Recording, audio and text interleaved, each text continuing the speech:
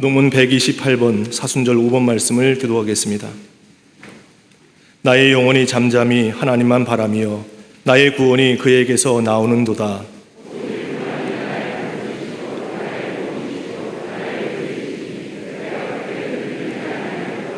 넘어지는 담과 흔들리는 울타리 같이 사람을 죽이려고 너희가 일제히 공격하기를 언제까지 하려느냐.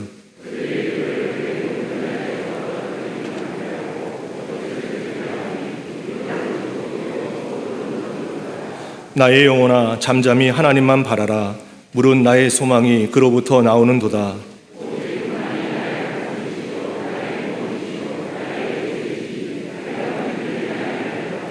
나의 구원과 영광이 하나님께 있으며 내 힘의 반석과 피난처도 하나님께 있도다.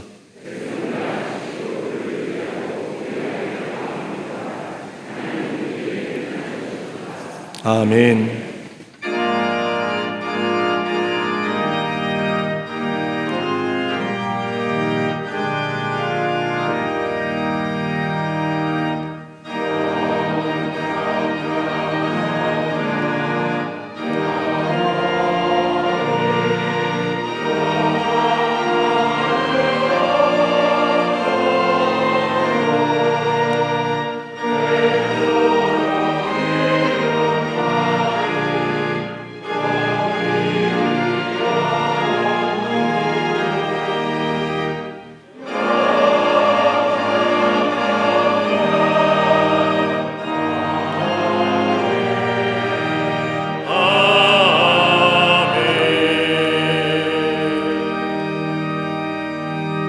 전능하사 천지를 만드신 하나님 아버지를 내가 믿사오며 그 외아들 우리 주 예수 그리스도를 믿사오니 이는 성령으로 잉태하사 동정녀 마리아에게 나시고 본디오 빌라도에게 고난을 받으사 십자가에 못 박혀 죽으시고 장사한 지 사흘 만에 죽은 자 가운데서 다시 살아나시며 하늘에 오르사 전능하신 하나님 우편에 앉아 계시다가 저리로서 산 자와 죽은 자를 심판하러 오시리라.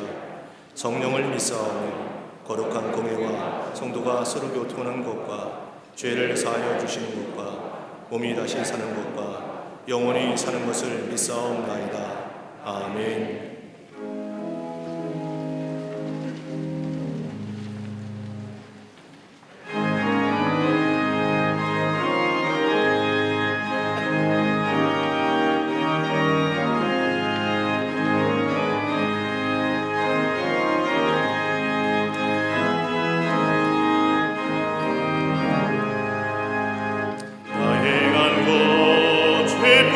죄뿐이니 주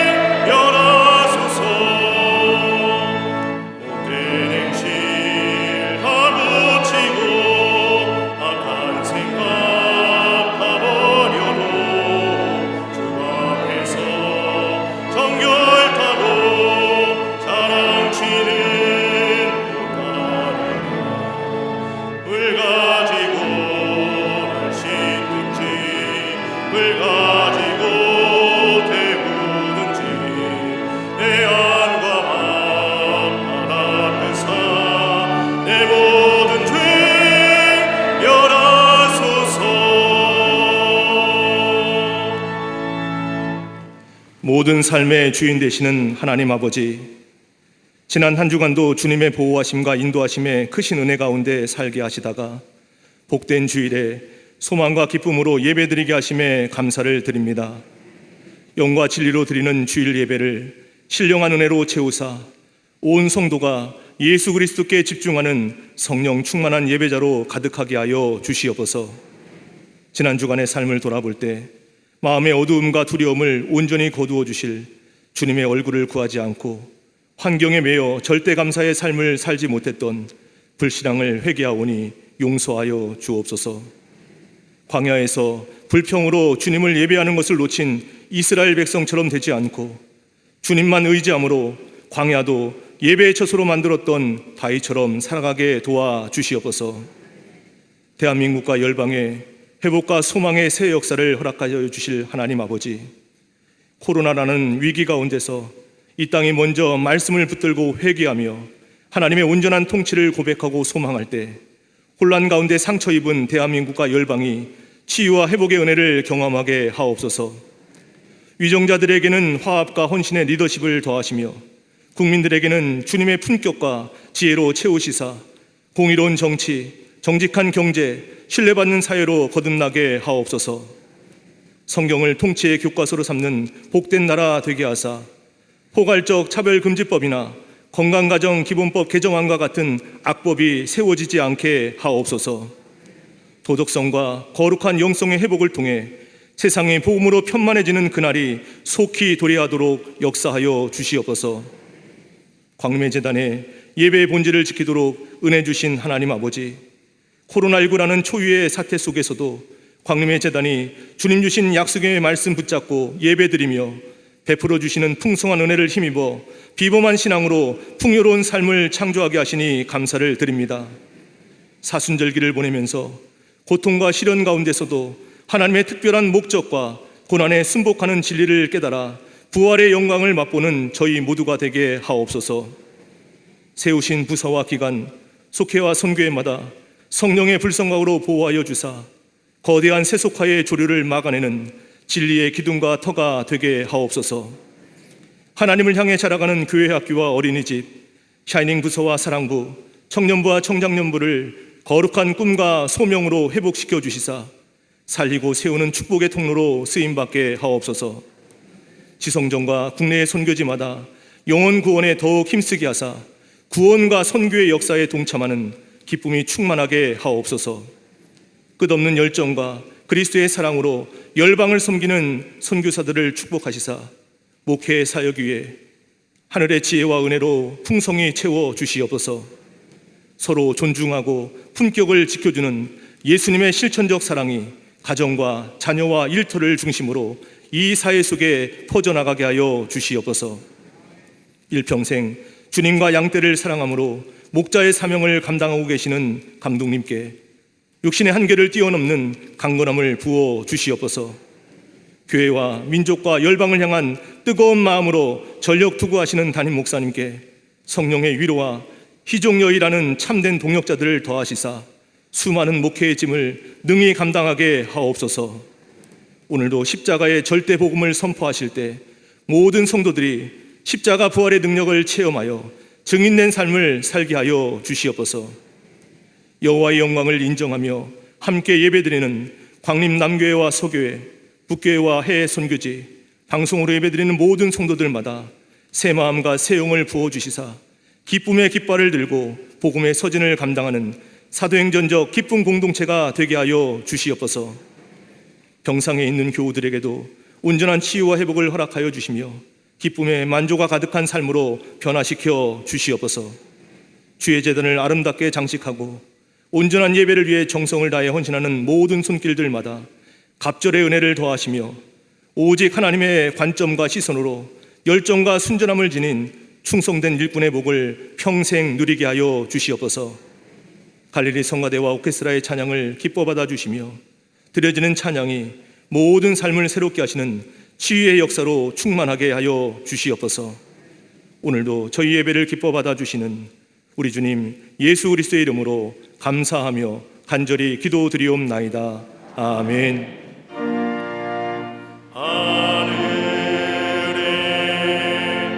계신 아버지 이름 거룩하사 주님 나라 임하시고 뜻이 이루어지리라.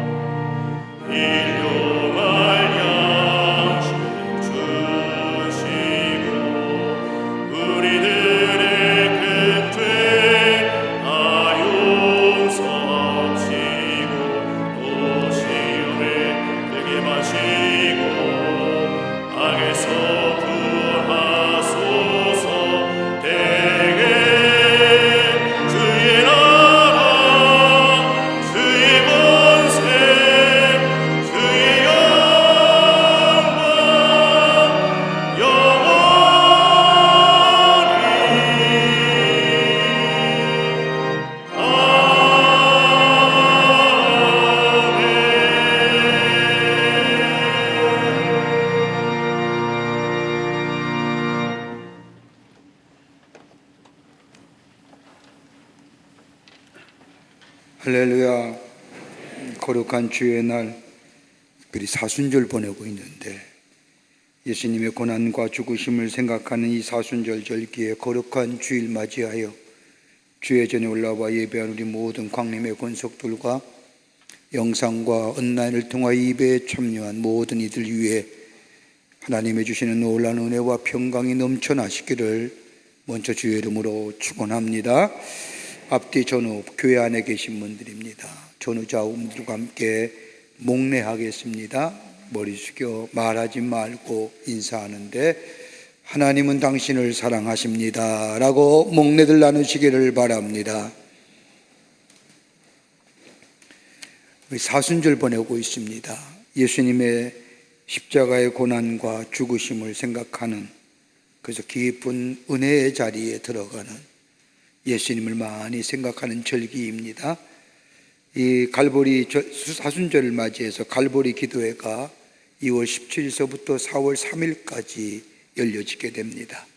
5시에 베델 성전과 6시에 교육관 2층 예배실에서 사순절을 맞이하여 갈보리 기도회가 진행되는데, 여러분 오셔서 함께 예배에 참여하고, 또 부득이한 경우 못 오시는 분은 온라인을 통해서 방영이 됩니다만은 주님의 고난과 또 죽으심을 기억하며 경건한 마음으로 다시금 우리 안에 신비로운 체험을 경험하시는 이 사순절이 되기를 바랍니다.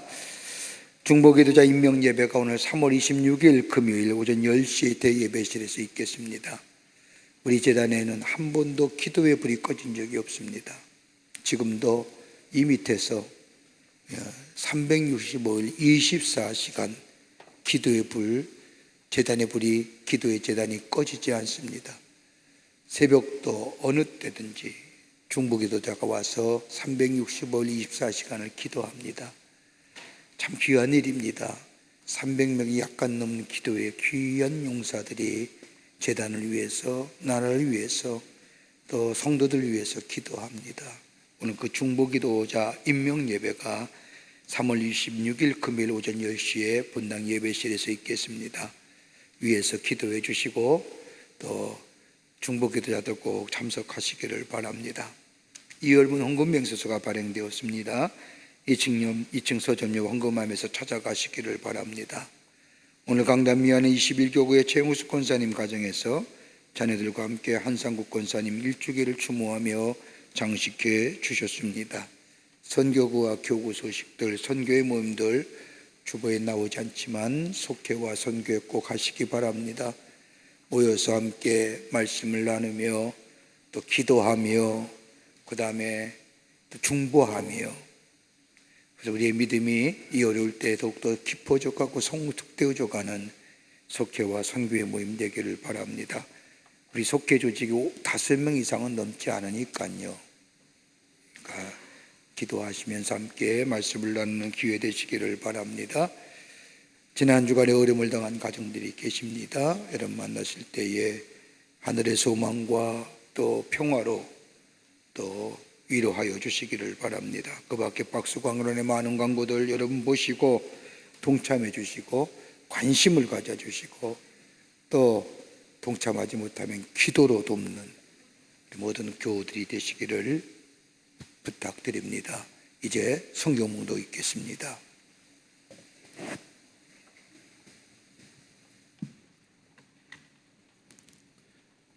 오늘 성경 말씀은 로마서 5장 6절에서 11절까지입니다.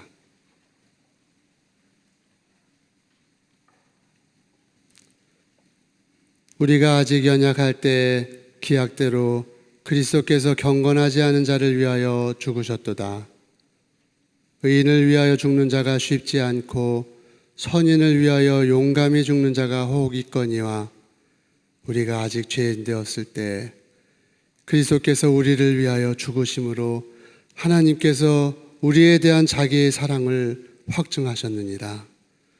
그러면 이제 우리가 그의 피로 말미암아 의롭다 하심을 받았으니 더욱 그로 말미암아 진노하심에서 구원을 받을 것이니 곧 우리가 원수 되었을 때 그의 아들의 죽으심으로 말미암아 하나님과 화목하게 되었은즉 화목하게 된 자로서는 더욱 그의 살아나심으로 말미암아 구원을 받을 것이니라.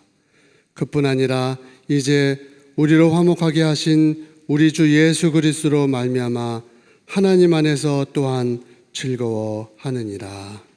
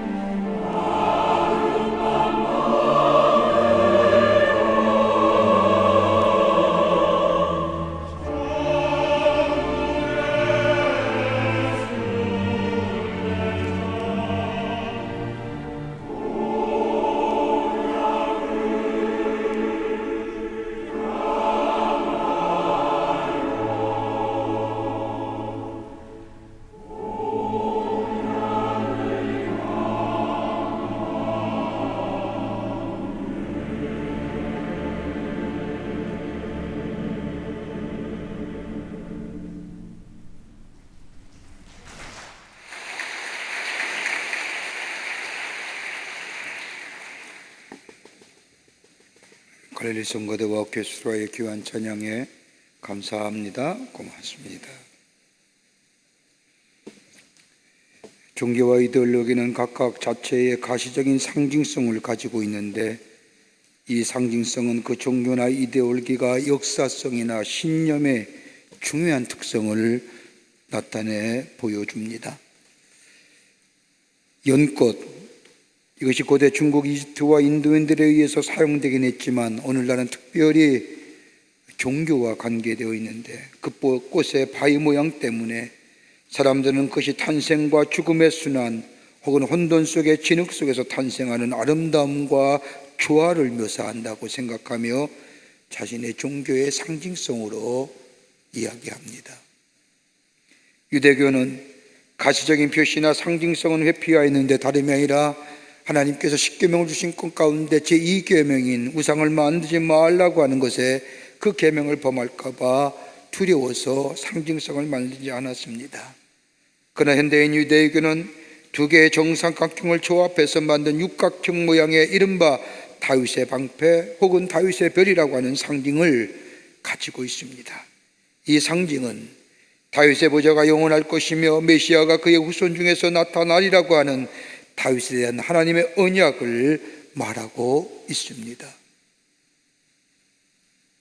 세속적인 종교뿐만 아니라 세속적인 이데올로기들도 그들의 상징을 통하여 자신들의 포표적인 관념과 그 다음에 특정 신념들을 나타내고 있습니다. 러시아의 전정부였던 소련은 19세기 벨기인의 그림에서 1917년 볼셰비키 혁명 당시에 택한 망치와 낫을 가지고 자신의 상징성을 얘기합니다. 그것은 다름이 아니라 상업과 망치와 낫은 산업과 농업을 상징하고 낫과 망치가 서로 엇갈려 있는 것은 노동자와 농부, 공장과 논밭에 연합하는 상징성을 보여주고자 한 것이랍니다. 2차 세계대전에 돌군의 상징이었던 만자는 어떠한지요? 이 만자의 유래는 6천년 이전까지 거슬러 올라갑니다. 그 십자 모양의 막대기는 시계가 돌아가는 방향으로 돌아가는 것처럼 꺾여져 있는데 이는 하늘을 가로지르는 태양의 운동을 상징하는 것으로서 네 계절의 회전을 상징하는 것이고 이것은 창조성과 번영과 진보를 담고 있는 상징성입니다. 독일의 히틀러가 자신의 민족인 우습성을 드러내기 위해서 이리안족의 상징으로 취했던 것을 보게 됩니다. 우리 기독교는 어떤 건가요? 우리 기독교도 가시적인 상징을 가지고 있다는 점에서는 예외가 아닙니다. 그런데 기독교 최초의 상징은 십자가가 아니었습니다. 초대 기독교인들은 그리스도인들에게 가해지는 강렬한 박해와 비난 때문에 자신의 종교를 드러나는 상징성에 대해서 조심스러워했습니다. 지금은 기독교의 보편적 상징이 되는 이 십자가는 처음에는 그 십자가 갖는 상징성 때문에 모든 사람이 드러내기를 꺼렸었습니다. 왜냐하면 십자가는 가장 참혹한 처형의 방법이고 그 처형을 당하는 사람은 나라의 반역이나 민날 일으킨 사람에게 주어진 처형의 방법이기 때문에 모든 사람이 피했던 그 십자가, 그 대신에 기독교의 상징을 공장이나 불멸을 상징하는 비둘기나 운동선수의 월계관이나 특별히 생선한 말을 통하여 그림을 전함으로써 기독교의 상징성을 드러냈던 것을 보게 됩니다. 십자가가 기독교의 상징이 된 것은 4세기서부터 기독교의 상징성으로 자리 잡았습니다. 고대 세계의 십자가가 얼마나 두려운 것으로 간주되어 온 것을 기억한다며 하면 아마 고린도에서 바울이 이야기한 것처럼 십자가를 말씀을 듣는 자는 미련할 것이고 미친 것이라고 얘기했을 그 정도의 십자가에 대하여 멀리했던 그때와 비교할 때에 제4세기부터는 우리 기독교의 상징은 십자가로 되어 있었고, 그리고 말씀마다 이 십자가 안에 기독교의 모든 것이 다 담겨져 있다고 이야기하며 증거합니다. 예수 그리스도의 십자가의 죽으심을 상징하는 십자가는 다름이 아니라 인류의 구원자가 되신다는 것과 더불어 그 십자가 안에 하나님의 사랑과 자기 희생이 나타난 바 되었다는 것이 십자가입니다. 혹자는 부활이 기독교 신앙의 중심이라고 생각하지만 우리의 구원은 예수 그리스도께서 우리의 죄를 위하여 십자가에 달려 죽으심으로 인하여 구원을 받은 것이지 부활로 구원받은 것은 아닙니다. 그렇다고 부활을 부정하는 건 아닙니다. 십자가가 구원이라고 한다면 부활은 완성이요 확인입니다. 그러기에 기독교의 핵심은 십자가입니다. 부활은 뒤에 십자가 뒤에 따라오는 영광입니다. 십자가는 인류에게 궁극적으로 승리를 주시는 하나님의 은혜일 뿐만 아니라 구원에 대한 하나님의 지혜가 담겨질 뿐만 아니라 구원에 대한 하나님의 능력이 그 안에 담겨져 있는 것이 십자가입니다. 오늘 본문의 말씀은 하나님의 자녀가 된 것은 십자가에 나타난 하나님의 사랑하심과 더불어 하나님의 희생이 우리로 하여금 하나님의 자녀 삼으셨다고 말씀하십니다. 그러면서 바울은 소아시아 아시아교회에 편지할 때마다 하나님의 은혜를 강조한 것은 하나님의 은혜는 다른 것이 아니라 예수님께서, 죄 없인 예수님께서 우리의 죄를 위하여 저 십자가에 달려 돌아가심으로 인하여 우리의 죄를 사해 주시고 그 십자가의 사랑을 받아들인 자마다 구원받을 뿐만 아니라 영생 얻을 뿐만 아니라 저 십자가야말로 하나님이 나를 얼마나 사랑하는지 사랑의 증거가 담겨 있다고 전하며 말합니다. 그러면서 오늘 본문의 말씀은 바울이 자신이 가졌던 고민들, 바울이 생각했던 하나님의 은혜, 하나님의 사랑 안에 있어서의 자기 존재의식, 그리고 하나님의 사랑이 어떻게 구체적으로 우리의 삶 가운데 증거되고 나타나 보이는가 이야기하면서 십자가 안에 모든 것이 해결되었다고 이야기합니다. 우리 지금 사순절 보내고 있습니다. 다음 주에는 종료주일이고요, 그 다음 주일이면 사망과 죄의 권세를 이기신 부활주일을 맞이하게 됩니다. 사순절을 맞이해서 우리를 새롭게 하시고 우리를 사랑하시고 우리를 구원하신 하나님의 사랑이 나타난 바된 저 십자가, 그 십자가가 우리에게는 어떤 의미가 있는지, 왜 십자가가 우리에게 기쁜 소식이 되는지 오늘 본문의 말씀을 통하여 함께 말씀을 나누며 다시금 십자가 앞에 나아가 십자가 주신 은혜와 능력을 경험하는 여러분과 저와 되기를 간절히 주의 이름으로 소망합니다. 첫째는 십자가는 하나님의 사랑이 나타난 것입니다. 오늘 로마서 5장 8절의 말씀을 보면 우리가 아직 죄인 되었을 때 그리스도께서 우리를 위하여 죽으심으로 하나님께서 우리에 대한 자신의 사랑을 확증하셨느니라고 말씀하십니다. 이 본절의 말씀을 가만히 보면 중요한 용어 4가지가 나옵니다. 하나는 뭐냐? 죄인이라는 겁니다. 또 하나 있다고 한다면 십자가의 죽으심입니다. 또 하나 있다면 사랑이고, 또 하나 있다고 한다면 사랑을 나타내 보이셨느니라. 오늘 성경 말씀은 확증하셨다고 얘기합니다만은 이렇게 볼 때 5장 8절 말씀을 우리가 요약해 보면 예수님께서는 죄인된 인간을 위하여 죽으심으로 하나님의 사랑이 십자가에 나타나셨다는 이야기입니다. 죄인이었던, 그러게 사랑할 수 없는 자에게 우리 하나님은 당신의 사랑을 십자가를 통하여 보여주셨다는 겁니다. 여러분, 우리가 예배 드릴 때마다 오늘도 고백했습니다마는 하나님은 당신을 사랑하십니다, 하나님은 사랑이십니다라고 고백합니다. 여러분, 우리가 하나님은 사랑이십니다라고 하는 고백의 의미 속에 뭐가 담겨 있습니까? 사랑은 생명입니다라는 겁니다. 여러분, 사랑이 없이는 생명이 없습니다. 더 나아가 사랑 없이는 살 수 없는 존재가 우리네 인간의 존재입니다. 사랑이 있다 없다, 배신당했다, 그 어떤 말로 사랑을 부정한다 할지라도 우리네 삶은 사랑 없이 살아간다는 것은 불가능할 뿐만 아니라 우리의 생명을 유지할 수 없습니다. 그러기에 우리네 삶 사랑을 통하여 태어났고 사랑으로 성장하며 사랑 가운데 죽어갑니다. 우리 인간의 삶의 모든 것이 하나님으로부터 왔다고 고백한다고 한다면 하나님께서 우리를 사랑하시는 것 분명하고 그 사랑의 원초는 다름이 아니라 하나님이십니다. 그 하나님의 사랑이 우리 안에 있다는 겁니다. 그리고 그 사랑을 우리에게 끊임없이 말씀해 주십니다. 그 증거가 요한복음 3장 16절의 말씀입니다. 하나님이 세상을 이처럼 사랑하사 독생자를 주셨느니라. 사랑의 구체적인 증거로 독생자를 주셨다고 얘기하실 뿐만 아니라 우리의 죄와 허물을 위하여 십자가의 죽으심으로 우리의 죄를 용서해 주셨다고 말씀하십니다. 그뿐 아니라 우리를 의롭다 하시고, 의롭다 하실 뿐만 아니라 하나님의 자녀 되게 하시고 하나님의 자녀를 영접할 뿐만 아니라 우리를 하나님 나라의 권세를 주시며 우리 하나님의 이름을 아바 아버지라 부르며 담대히 하나님의 의자의 은혜 보좌에 나아가 하나님의 이름을 부르며 하나님 앞에 기도할 수 있는 하늘나라의 백성의 특권을 주신 것, 다름이 아니라 십자가에 담겨진 하나님의 사랑이라는 겁니다. 여러분, 사랑에는 공식이 있습니다. 내가 나를 대한 것 같이 내가 너를 대해주마. 다름이 아니라 그 다분히 율법적이고 인과응보적 사랑입니다. 또 어떤 사랑은 내가 내게 어떻게 대하든지 관계없이 나는 너를 사랑할 것이다. 이건 독선입니다. 그런 사람 우리 주변에 많지요. 내가 나를 사랑할 때까지 나는 너를 사랑할 것이다 라고 하는 것은 자기 집착입니다.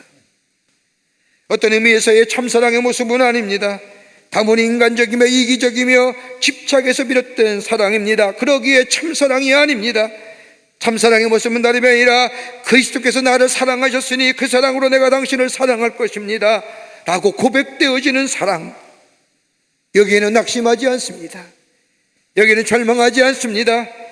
지금 보면 절망할 수밖에 없고 실망할 수밖에 없지만 다가올 미래를 바라보는 겁니다. 멀리 내다보는 겁니다. 소원을 가지고 보는 겁니다.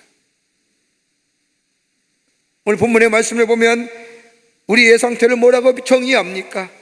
5장 6절의 말씀을 보면 우리가 아직 연약할 때에, 로마서 5장 8절의 말씀은 우리가 아직 죄에 얹어있을 때에, 어떤 면에서는 5장 6절에 나오는 우리가 연약했을 때와 5장 8절에 나오는 우리가 죄인 되었을 때의 말은 같은 의미일 겁니다. 영적으로 병든 상태, 너무 힘이 없어 전적으로 무능력한 상태, 구원의 여망이 사라진 상태, 죄로 인하여 우리 안에 죄의 가성이 가득 찬 상태, 그러게 내 스스로 구원할 수 없는 절망의 상태.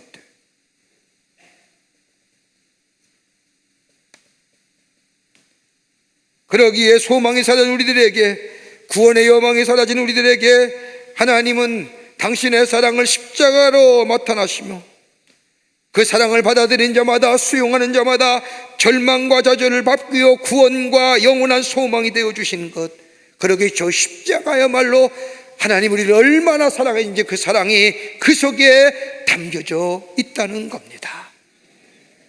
그걸 받아들이는 거예요. 예일대학의 심리학 교수이자 지능연구의 새로운 장을 여건 로버트 스탠버그 교수에 의하면 참된 사랑은 마치 정삼각형과 같은 삼각형이 잡힌 그 가운데 있다고 얘기하면서 사랑의 삼각이론을 얘기합니다. 어떤 사랑이 참사랑이냐? 적어도 여러분, 같은 뼈가 세 개의 꼭지가 든든히 서 있을 때 그 삼각이 흔들리지 않고 무너지지 않는 것처럼 세 가지의 사랑의 요소가 있어야만이 그 사랑이 참된 사랑인데, 하나는 뭐냐? 친밀함입니다. 친밀감이 느껴져야 사랑입니다. 가까이 있다, 저는 나와 가깝다, 저는 나를 이해한다, 저는 나의 사랑을 잘 알아준다, 이렇게 육체적으로, 물질적으로 혹은 정신적으로 친밀감이 있어야만이, 느껴져야만이 참사랑이라는 겁니다. 또 하나 있다면 정열입니다. 사랑이 정열로 작용하여 로맨틱을 만들어냅니다. 어쨌든 욕망으로 치닫긴 하지만은, 그러나 정열이 사라진 사랑 무의미하지요. 거기에 열매가 없습니다. 그러기에 정열입니다. 또 하나 있다면 약속과 책임입니다. 사랑은 책임지는 겁니다. 약속을 확실히 하고 그 약속에 대한 믿음이 있고 나아가 책임을 집니다. 믿어지지 아니하면 그건 사랑이 아닙니다. 약속에 대한 믿음이 있을 때 저의 아픔이 나의 아픔이 되고, 저의 실수가 나의 실수가 되고, 어떤 실수라도 그것이 바로 나의 책임이라고 말할 수 있는 것. 근데 문제는 친밀감에 치우치면 감상주의가 되고요, 정열이란 한 축이 치우치게 되면 욕망이란 것으로 사라지게 되고요, 약속과 책임이 이 의무에 책임지게 되면 그 사랑은 차갑고 메마르게 됩니다.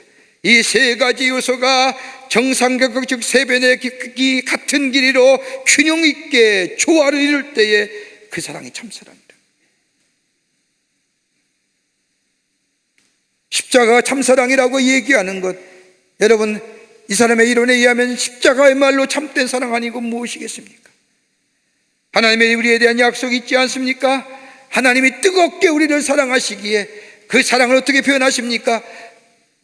당신의 아들을 이 땅에 보내주셔서 우리의 죄를 위하여 죽게 하시는 사랑의 뜨거움이 없어요. 얼마나 친밀감이 있습니까? 그 사랑을 받아들이게 될 때에 거기에 감격과 기쁨이 있고 새로운 창조의 역사가 일어나며 그 안에 기쁨과 감사가 넘쳐나는 복된 하나님의 백성으로 살아가게 됩니다. 그러게 십자가는 하나님의 사랑이라는 겁니다. 둘째로 십자가는 우리의 구원이 됩니다. 하나님의 사랑이 나타난 바 된 십자가, 그 십자가는 우리의 구원이 됩니다. 오늘 본문 로마서 5장 9절의 말씀을 보십시오. 그러면 이제 우리가 그리스도의 피로 말미암아 의롭다 하심을 받았으니 더 그로 말미암아 진노하심에서 구원을 받을 것이니라고 말합니다. 이 5장 9절의 말씀에 바울은 네 가지의 중요한 용어를 얘기합니다. 하나는 예수 그리스도의 피, 십자가의 보혈입니다. 피 흘림 없이는 용서함이 없다고 얘기하는 것처럼 예수 그리스도의 십자가의 보혈, 또 하나 또 한데 의롭다 하심을 얻었다는 겁니다. 하나님의 용서와 사랑하심입니다. 더 나아가 하나님의 진노하심이라는 것이고 또 하나 확실하게 구원을 받는다는 겁니다. 그러게 로마서 5장 말씀을 요약해보면 십자가는 하나님의 사랑과 용서여 동시에 하나님의 공의와 정의입니다. 그 결과 확실하게 우리는 구원받을 것입니다. 십자가에서 하나님의 공의와 사랑이 나타났다는 겁니다. 여러분, 인간이 구원받아야 할 본질적인 문제는 다름이 아니라 죄의 문제입니다. 인간의 불안과 절망, 흔들리는 실존의 문제도 아닙니다. 가난의 문제도 아니고요, 실패의 문제도 아니고요, 죽음이 가까이 왔기 때문에 구원받아야 하는 것이 아니라 우리 안에 담겨져 있는 이 죄의 문제, 죄성의 문제가 구원받아야 됩니다. 인간이 창조되어 타락한 이후에 인류는 끊임없이 죄의 문제를 생각해 왔었습니다.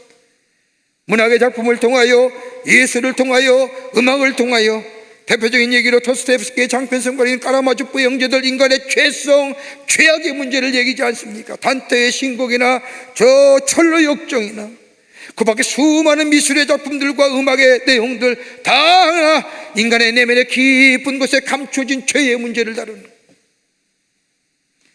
죄의 문제가 해결하지 않고는 참된 평안을 누릴 수가 없습니다. 실존주의 신학자인 폴 틸리라고 하는 신학자는 그의 책 가운데 흔들리는 터전 Shaking Foundation이라는 책을 보면 인간의 실존, 인간의 존재 왜 흔들리냐? 다름이 아니라 우리 안에 있는 죄의 문제가 해결되지 아니었기에, 죄의 문제가 해결되지 아니었기에 불안과 절망과 그리고 불확실성에 구하기에 그의 삶의 존재성이 쉐이킹.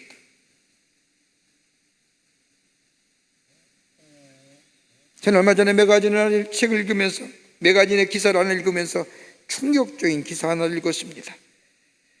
지금의 시대는 죄라는 것을 심각하게 생각하지 않는다는 겁니다. 오래전에 사전에서 죄의 동의어를 없앨 뿐만 아니라 지금은 죄라는 단어를 사전에서 없애자 하라는 겁니다. 죄라는 단어 대신에 잘못된 선택, 병, 중독이라는 단어를 죄라는 단어로 대신하자. 그래서 심지어 옥스포드 주니어 딕셔너리라고 하는 편집위에서는 죄라는 용어, 이미 동의어는 이전에 이미 없어졌는데 죄라는 단어를 잘못된 선택, 병, 중독이라는 단어로 바뀌자. 여러분, 그렇다고 죄의 문제가 해결됩니까? 우리가 쓰는 사전에서 죄라는 단어가 없어진다고 해서 우리의 마음속에 있는 죄의 문제가 해결됩니까?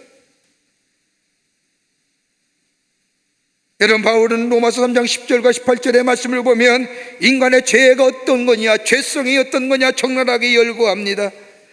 로마서 3장 10절과 18절의 말씀을 보면 의인은 없나니 하나도 없다고 얘기하면서 깨닫는 자도 없고 하나님을 찾는 자도 없다, 하나님을 찾는 자가 없다는 겁니다. 죄예요. 다 치우쳐 함께 무익하게 되고 선을 행하는 자는 없나니 하나도 없도다. 그들의 목구멍은 열린 무덤이요 그의 혀로는 속임을 일삼으며 그 입술에는 독사의 독이 있고 그 입에는 저주와 악독이 있고 그 발은 피 흐르는데 빠른지라 파멸과 고생이 그 길에 있어 평강의 길을 알지 못하였고 그들의 눈앞에 하나님을 두려워함이 없느니라. 자, 보세요. 전신이 쇳덩어리예요. 어디 하나 온전한 부분이 있습니까? 저는 요즘 마스크를 이렇게 보면서 참 감사한 것은 적어도 입을 가려서, 입을 가리더라도 남에 대해 흉보는 얘기 덜 하지. 이거라도 가렸기 때문에 여러분 얼마나 얘기하면 숨차요. 남의 흉보려고 하면 내 숨쉬기도 하는데 어떻게 다른 사람 흉볼 수 있을까? 좀 덜 죄 짓는 것 같아요, 느낌에. 바울이 얘기한 죄 봐요. 인간이 다 죄성, 죄도. 온전한 데 있습니까? 복음제의 운동을 일으켰을 뿐만 아니라 우리 교회에 오셔서 설교하신 존 스타트라고 하는 목사님, 그분의 책에 의하면 이렇게 얘기합니다. 성경에 죄에 관련된 단어가 무려 몇 개나? 33개랍니다. 33개의 단어가, 죄의 단어가 각 그때마다 문장들마다 그 요소에 맞게 쓰여지는데, 그 33개의 헬라어 단어를 종합하면 대체로 5가지의 대표적인 죄의 이야기가, 죄의 단어가 나온다는 겁니다. 그 하나가 뭐냐? 하마르티요. 목표에서 벗어났다는 겁니다. 죄예요. 어떤 목표요? 하나님의 지으신 목적에서 벗어난 것, 죄예요. 내 안에 선함과 거룩함과 의로움이 있어야 되는데 거기서 벗어난 것, 죄예요. 또 하나 또 간다면 아디캬라고 얘기하는 이 말은 불의와 부정을 말하는 겁니다.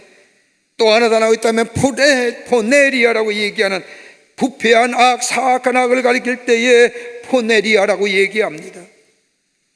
또 하나 더 했다면 파라바시스라고 얘기하는 것, 한계를 벗어날 때에 하나님이 내게 주어진 분깃과 네 한계를 넘어서게 될 때에 마치 인간이 하나님처럼 되려고 하는, 피조물의 것들을 잊어버리고 조물주가 되려고 하는 한계를 벗어나 버리는 것, 죄예요. 또 하나 또 간다면 아노미아라고 해서 불법과 탈법을 말할 때 죄입니다. 한마디로 얘기하면 하나님을 떠난 인간에게 나타나는 포괄적 현상이 죄의 모습입니다.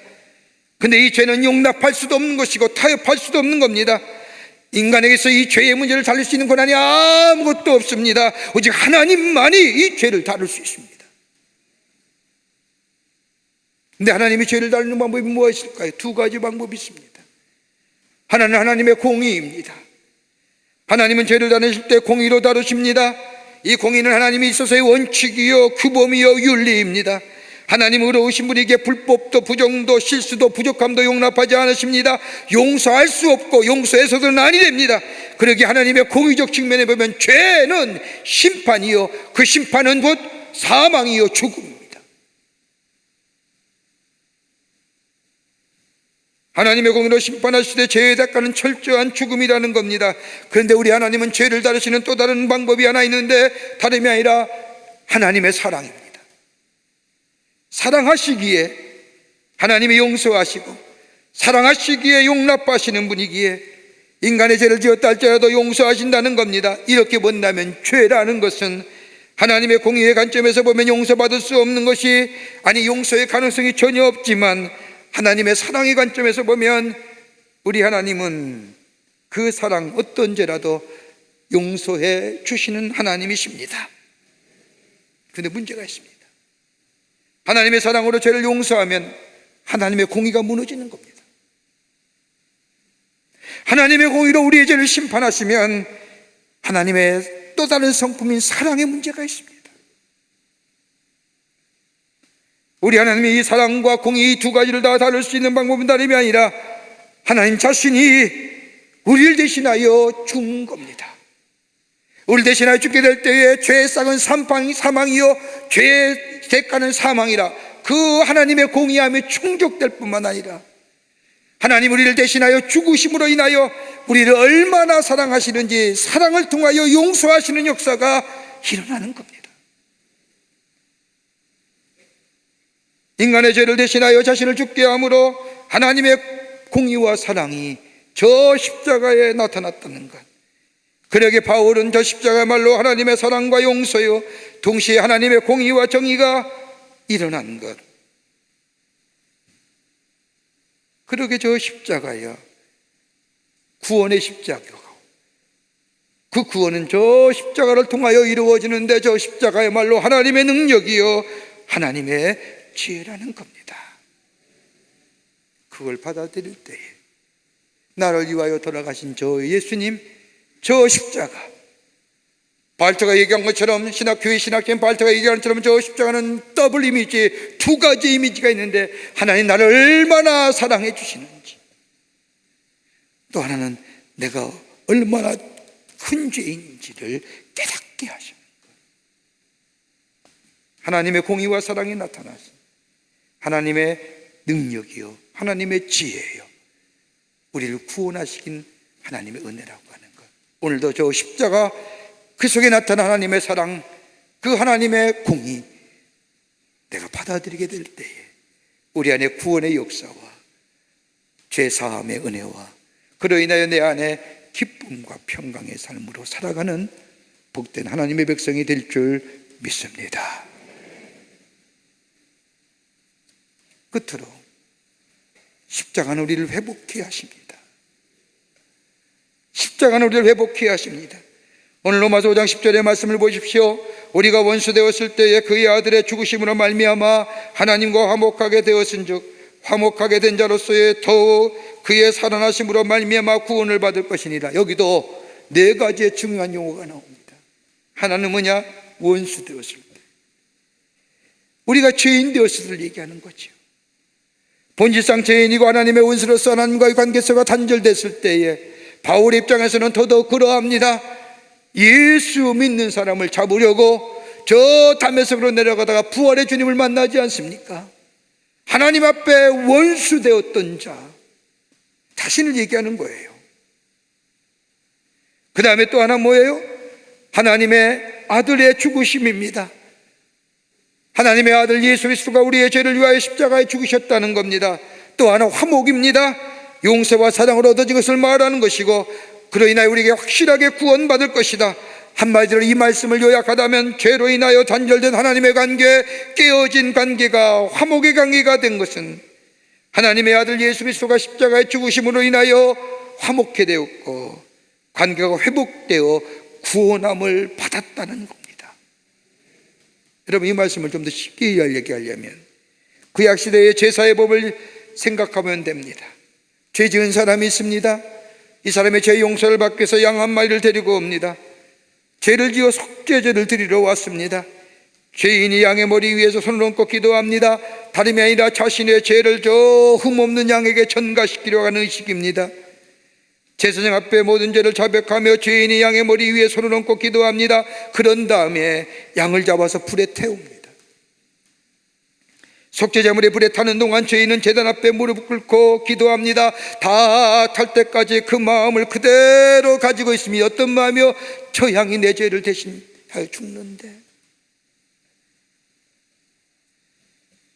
다 탈 때까지 그 마음 그대로 가지고 있다가 다 타서 왕이 죄가 되면 제사장이 와서 그를 일으킵니다. 그리고 사죄의 은총을 그에게 베풀어 줍니다. 죄 사함을 받았느니라 함께 더불어 그에게 축복 기도를 그에게 해줍니다. 제사장의 축복 기도를 받고 일어납니다. 이제 새로운 사람으로 태어난 겁니다. 죄로 인하여 단절된 하나님의 관계가 나를 대신하여 저 양이 죽음으로 인하여 죄가 사와지고 죄로 인하여 깨어진 하나님의 관계가 회복된 겁니다. 이게 구약의 제사입니다. 죄로 인하여 깨어진 하나님과의 우리와의 화목의 관계, 다름 아닌 우리 예수님께서 흠없으신 예수님, 어린 양 같은 흠없으신 우리 예수님이 이 땅에 오셔서 우리의 죄를 위하여 대신하여 죽으심으로, 피 흘리심으로 죄가 사해지고 죄로 인하여 깨어졌던 하나님과의 화평의 관계, 화목의 관계가 새롭게 회복되었다는 겁니다. 그러게 로마서 5장 1절 말씀에 사도 바울은 뭐라고 얘기합니까? 우리 주 예수 그리스도로 말미암아 하나님과 화평을 누리자. 리카운스라는 거예요. 다시 모이자. 명사형으로 리컨실레이션 하는 거예요. 하나님과의 깨어진 관계가 회복되어 하나님과 십자가로 인하여 화목을 누리게 됩니다. 여러분, 오래전에 우리나라에도 많은 사람이 봤던 대불안 영화 뭐 아시지요? 시카고에서 마피아단이 워낙 싸우니까 마피아 보스들이 한자리에 모여서 이야기합니다. 야, 우리 싸우지 말자, 화목하게 지내자. 그래서 마피아 두목들이, 보스들이 자기의 손에 피를 내어 컵에다 쏟고 그 컵을 돌려 피를 마십니다. 그러면서 우리는 피를 나는 한 형제다, 싸우지 않을 것이다. 정말 싸우지 않았을까요? 얼마 지나지 않아서 총질하지 않습니까? 다 죽습니다. 인간이 만든 협약, 인간의 것으로 화평을 누리지 못합니다. 아무리 화합을 이루자, 하나 되자, 화목을 도모하자, 여러분, 역사적으로 보면 하나가 되지 못한, 화목을 이루지 못한 이유가 몇 가지 있습니다. 하나는 뭐냐? 진실성이 결여되어 있기 때문에. 또 하나 있다고 한다면 의로움이 없기 때문입니다.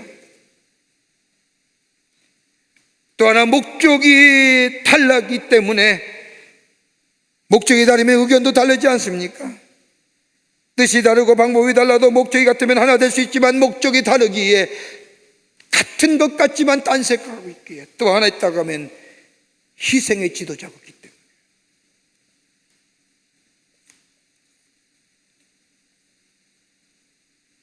바울은 고린도후서 5장 18절의 말씀을 보면 모든 것이 하나님께로 났나니 저가 그리스도로 말미암아 우리를 자기와 화목케 하셨느니라. 여러분, 새롭게 된 새로운 피조물, 인간이 하는 거 아닙니다. 화목게 되는 역사 사람의 방법이 아닙니다. 오직 하나님만이 할 수 있다고 하면서, 그 하나님의 하신 일이 어떤 일이냐? 당신의 하나밖에 없는 예수님, 자기 아들을 이 땅에 보내주셔서 십자가에 돌아가게 하심으로 우리의 죄를 사해 주실 뿐만 아니라 저의 죄도 사해 줄 뿐만 아니라 하나님과 우리의 관계를 화목케 하시고 그로 인하여 다른 사람과의 관계를 화목케 하시는 역사. 그 다음에 뭐라고 얘기합니까, 바울이? 보라, 내가 새롭게 되었느니라. 새로운 피조물이라고 고백하지 않습니다. 새로운 피조물은 하나님과 나와의 단절된 관계가 회복됨을 얘기합니다. 그럴 때 어떤 역사가 일어나요? 바울은 오늘 11절에 이렇게 얘기하는 겁니다.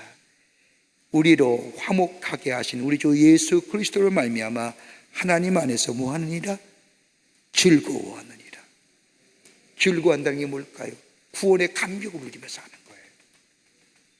거기에 기쁨이 있고요, 새로운 생명의 창조성이 있고요, 새로운 존재로서의 삶으로 살아가는 거예요. 이게 행복한 거예요.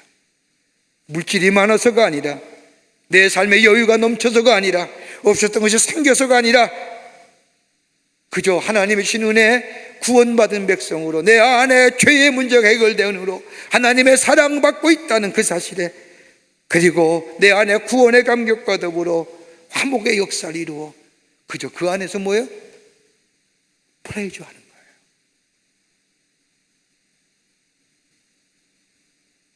그렇게 십자가는 우리에게 기쁜 소식입니다.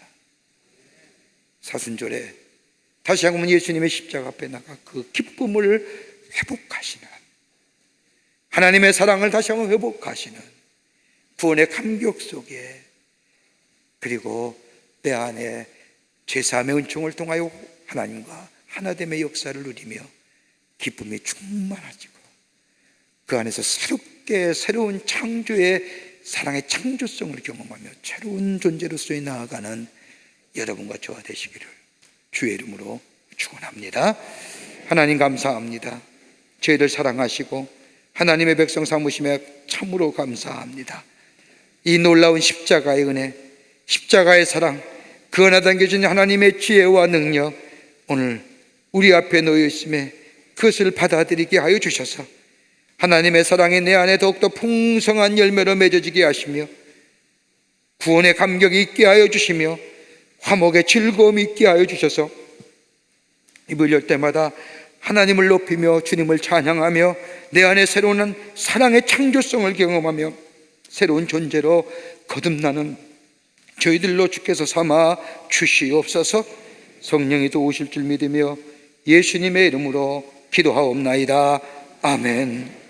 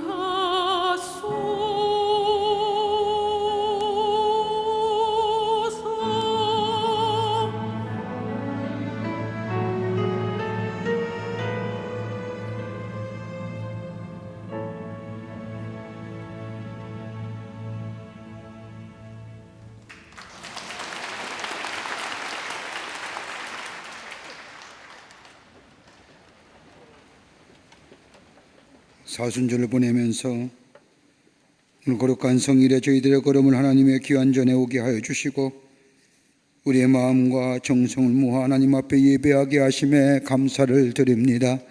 우리 예배를 기쁘게 받으시고 다시 한번 우리 안에 십자가의 사랑과 십자가의 놀라운 능력이 우리 안에 임하여 새로운 생명으로 다시 한번 덧입혀지는 그 놀라운 은혜가 우리 가운데 있어지게 도와 주시옵소서.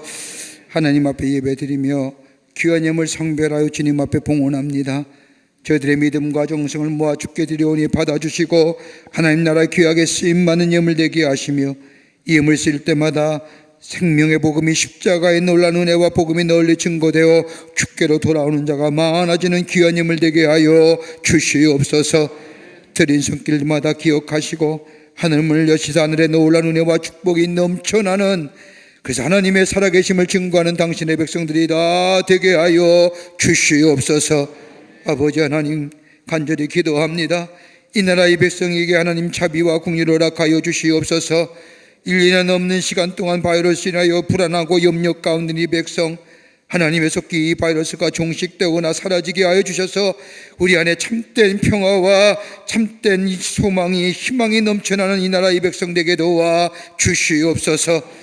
아버지 하나님이여 정말로 우리 혹시 우리의 죄로 인함이라면 아버지 먼저 우리가 하나님 앞에 죄를 고백하고 주께로 돌아오게 하여 주시사 우리의 용서함을 통하여 이 땅에 회복되는 역사가 나타나게 도와 주시옵소서. 이로 인하여 아버지 하나님의 정치가 새로워지기를 원합니다. 하나님 역사하여 주시옵소서. 새로운 아버지 하나님이 얼마 안 있어 선거가 있는데 좋은 공복이 선출되어 백성을 일할 수 있는 아버지 일꾼이 선출되어 줄 수 있도록 주님 도와 주시옵소서. 사리와 사역 허탕한 것들 다 물러가게 하여 주시고 하나님의 공의와 정의가 물과 하수같이 흐르는 이 나라 정치권과 이 나라 되게 도와 주시옵소서. 경제도 부흥하게 하시고 빈곤의 사각지대가 사라지게 하여 주시며 사회도 건강한 사회 악한 것들은 다 물러가게 하시고 아버지 하나님의 소수의 인권을 보장한다는 이유로 다수의 인권이 억압당한 일이 없도록 잘못된 법제정이 일어나지 않도록 도와 주시옵소서. 성령이 우리의 가운데 늘 함께 하시고 십자가의 사랑으로 매일매일 새로워지는 주님과 가까이 동행하는 우리의 삶을 통하여 하나님의 살아계심이 증거되게 역사하여 주시옵소서. 감사와 찬송과 영광을 주 앞에 돌려보내며 예수님의 이름으로 기도하옵나이다. 아멘.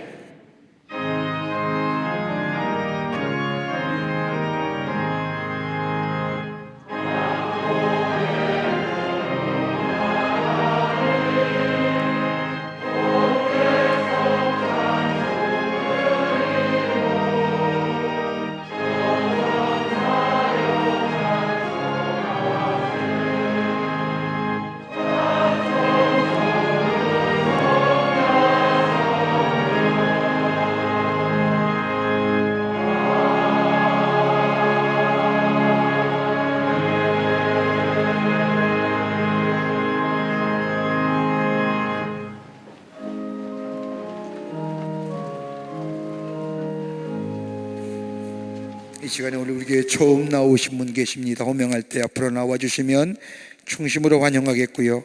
새가족 등록 카드는 안 했지만 처음으로 오신 분 계시면 함께 나오시면 환영하도록 하겠습니다. 이목주 권사님 인도하신 정현택님, 이태영 집사님 인도하신 백인호님, 김재현 집사님 인도하신 고영님 어디 계십니까? 앞으로 나와주시면 환영하도록 하겠습니다. 예, 환영합니다. 고맙습니다. 네, 고맙습니다. 3층에도 계시면 네, 감사합니다. 나오시면 환영하도록 하겠습니다. 네, 환영합니다. 앞으로 오시죠.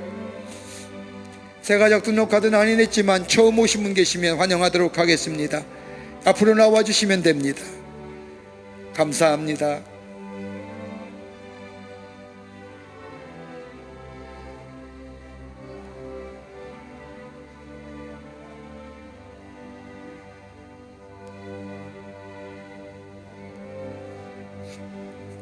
기도하시겠습니다. 하나님, 거룩한 주의 날 당신의 거룩한 백성들 주의 전에 오게 하심에 감사합니다. 우리의 구원의 주가 되시고 온전케 하시는 주님, 그로 인하여 우리 안에 구원과 영생과 이 땅에 살면서 임마누엘 주님과 늘 동행하며 내 안에 새로운 하나님의 역사, 생명의 역사를 경험하며 사는, 그리고 주를 증거하는 당신의 백성들 다 되게 하여 주시옵소서. 이 땅에 살면서 주님이 주신 축복을 누리며 나눌 수 있는 하나님의 사람들 되게 하여 주시옵소서. 감사를 드리며 예수님의 이름으로 기도하옵나이다. 아멘.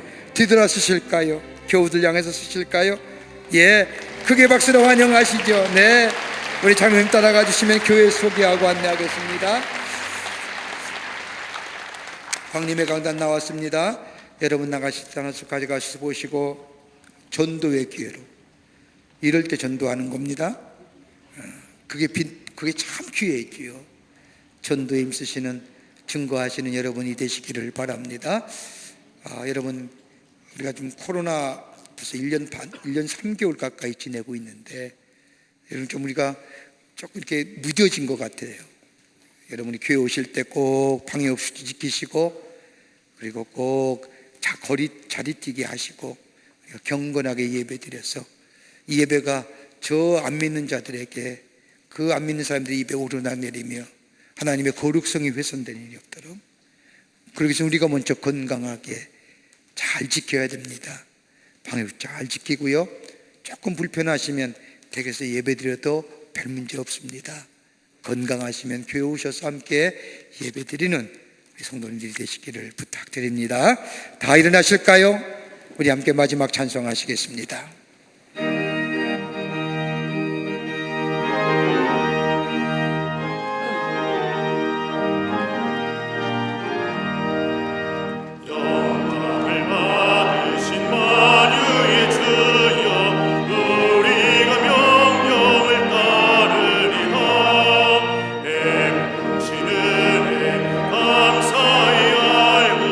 진실한 마음으로 섬기겠네.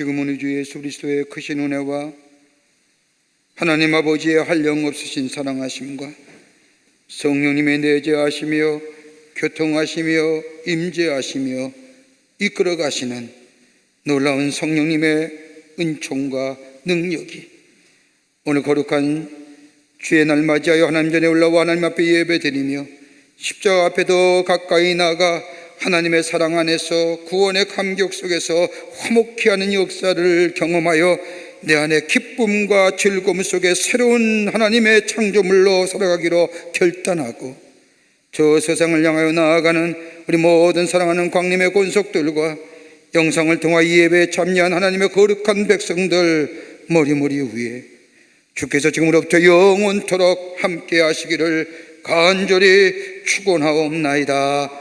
아멘.